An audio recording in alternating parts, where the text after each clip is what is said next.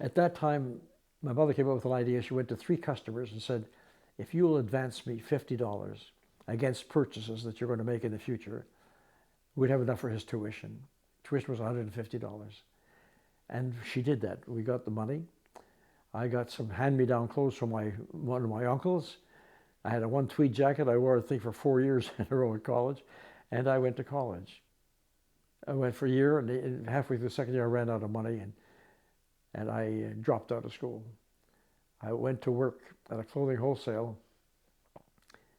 and a young man who had a business across the road from our wholesale, whose father left him a manufacturing business, came in and saw me washing the floors one day at the wholesale business, and he said to the boss, who's that kid washing floors?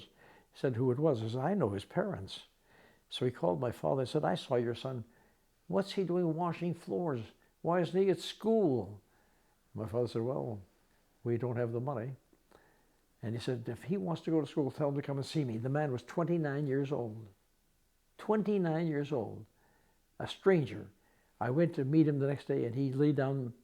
He said, if you want to go back to college, I'll put you through and pay for your tuition, everything.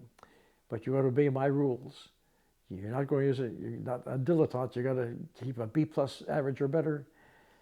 You must never tell anybody where the money came from.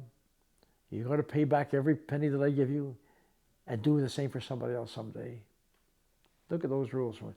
A 29-year-old guy who wasn't married, he was a bachelor, a man about town, and he, of all people, picks a strange kid and put me through college. Which I think was a stimulus for all the things I did in later life.